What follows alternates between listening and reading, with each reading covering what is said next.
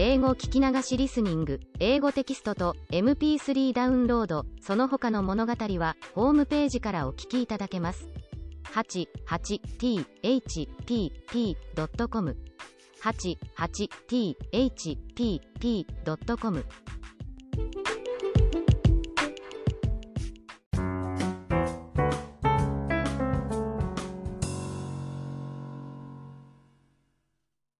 Cinderella.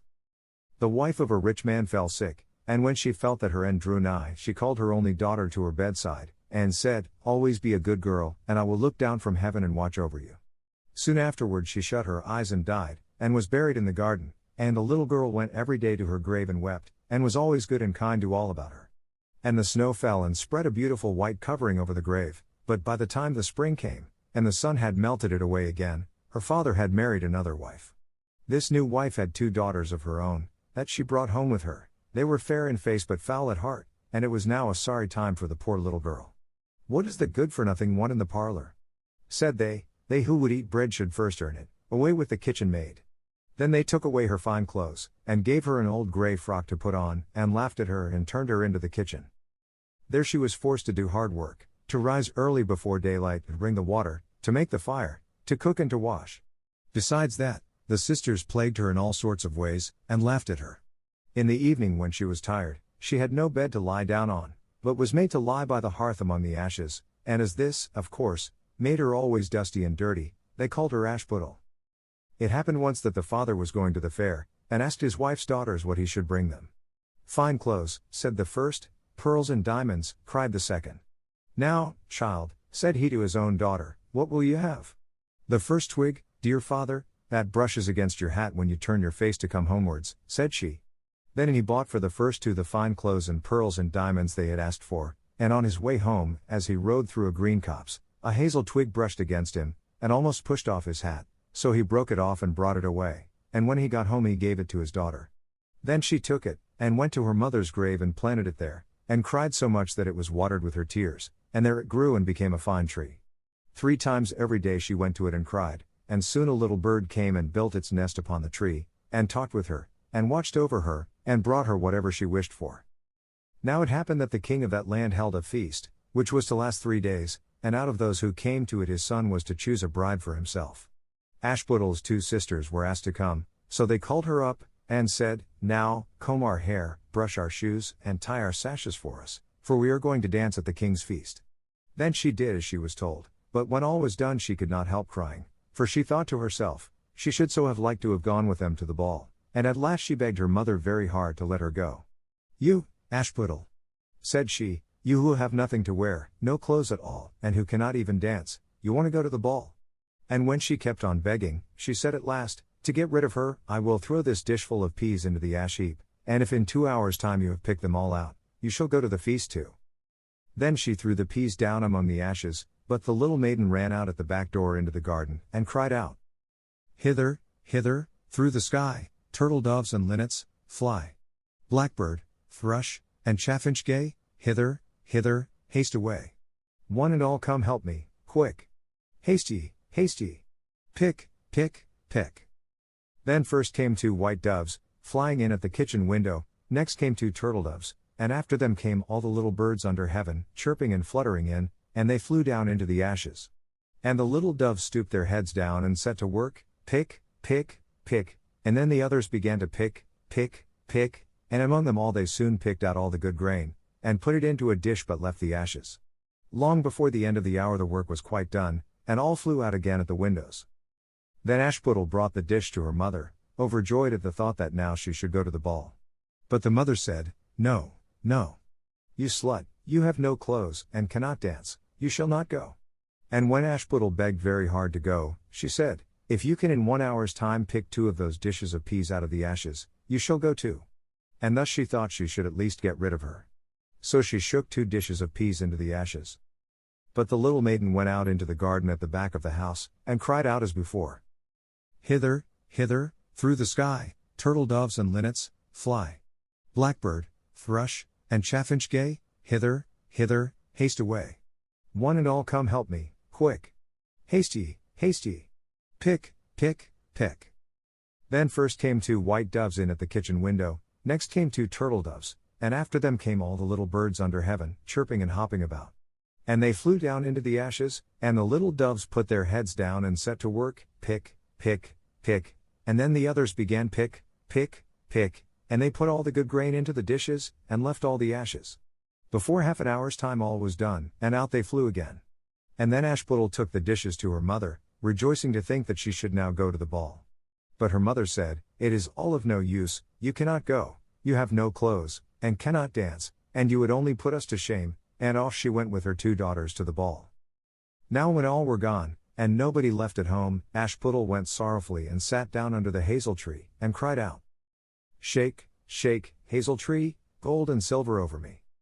Then her friend the bird flew out of the tree, and brought a gold and silver dress for her, and slippers of spangled silk, and she put them on, and followed her sisters to the feast. But they did not know her, and thought it must be some strange princess, she looked so fine and beautiful in her rich clothes, and they never once thought of Ashputtel, taking it for granted that she was safe at home in the dirt. The king's son soon came up to her, and took her by the hand and danced with her, and no one else, and he never left her hand, but when anyone else came to ask her to dance, he said, "This lady is dancing with me." Thus they danced till a late hour of the night, and then she wanted to go home, and the king's son said, "I shall go and take care of you to your home," for he wanted to see where the beautiful maiden lived. But she slipped away from him, unawares, and ran off towards home, and as the prince followed her, she jumped up into the pigeon house and shut the door. Then he waited till her father came home, and told him that the unknown maiden, who had been at the feast, had hid herself in the pigeon house. But when they had broken open the door they found no one within, and as they came back into the house, Ashputtel was lying, as she always did, in her dirty frock by the ashes, and her dim little lamp was burning in the chimney. For she had run as quickly as she could through the pigeon house and on to the hazel tree, and had there taken off her beautiful clothes, and put them beneath the tree, that the bird might carry them away, and had lain down again amid the ashes in her little grey frock. The next day when the feast was again held, and her father, mother, and sisters were gone, Ashputtel went to the hazel tree, and said, "Shake, shake, hazel tree, gold and silver over me." And the bird came and brought a still finer dress than the one she had worn the day before. And when she came in it to the ball, everyone wondered at her beauty, but the king's son, who was waiting for her, took her by the hand, and danced with her, and when anyone asked her to dance, he said as before, "This lady is dancing with me." When night came she wanted to go home, and the king's son followed her as before, that he might see into what house she went, but she sprang away from him all at once into the garden behind her father's house.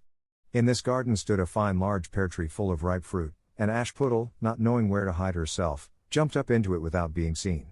Then the king's son lost sight of her, and could not find out where she was gone, but waited till her father came home, and said to him, "The unknown lady who danced with me has slipped away, and I think she must have sprung into the pear tree." The father thought to himself, "Can it be Ashputtel?" So he had an axe brought, and they cut down the tree, but found no one upon it. And when they came back into the kitchen, there lay Ashputtel among the ashes, for she had slipped down on the other side of the tree, and carried her beautiful clothes back to the bird at the hazel tree, and then put on her little grey frock. The third day, when her father and mother and sisters were gone, she went again into the garden, and said, "Shake, shake, hazel tree, gold and silver over me." Then her kind friend the bird brought a dress still finer than the former one, and slippers which were all of gold, so that when she came to the feast no one knew what to say, for wonder at her beauty, and the king's son danced with nobody but her, and when anyone else asked her to dance, he said, "This lady is my partner, sir." When night came she wanted to go home, and the king's son would go with her, and said to himself, "I will not lose her this time," but, however, she again slipped away from him, though in such a hurry that she dropped her left golden slipper upon the stairs. The prince took the shoe, and went the next day to the king his father, and said, "I will take for my wife the lady that this golden slipper fits." Then both the sisters were overjoyed to hear it, for they had beautiful feet, and had no doubt that they could wear the golden slipper. The eldest went first into the room where the slipper was, and wanted to try it on, and the mother stood by. But her great toe could not go into it, and the shoe was altogether much too small for her. Then the mother gave her a knife, and said, "Never mind, cut it off, when you are queen you will not care about toes, you will not want to walk." So the silly girl cut off her great toe, and thus squeezed on the shoe, and went to the king's son. Then he took her for his bride, and set her beside him on his horse, and rode away with her homewards. But on their way home they had to pass by the hazel tree that Ashputtel had planted, and on the branch sat a little dove singing, "Back again. Back again. Look to the shoe. The shoe is too small, and not made for you." Prince. Prince.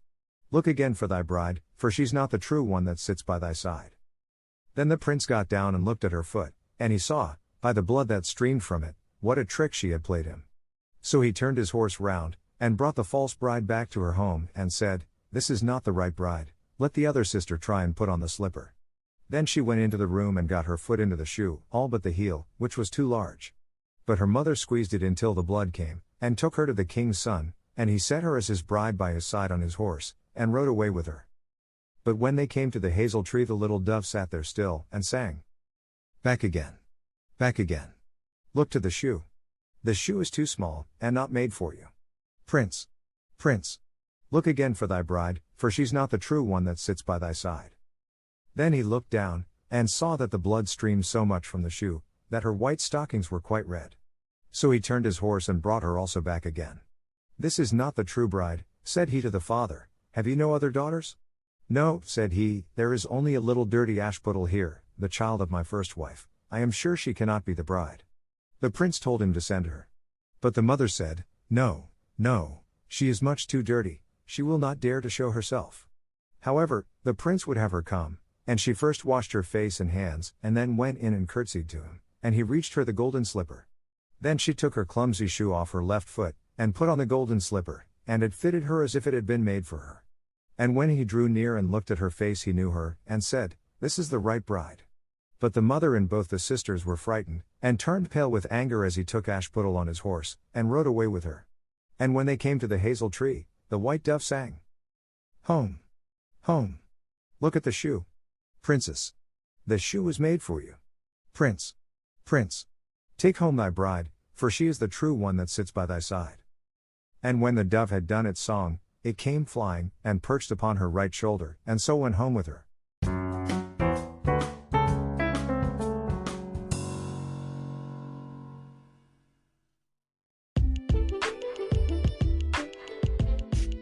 英語聞き流しリスニング、英語テキストと MP3 ダウンロード、その他の物語はホームページからお聞きいただけます。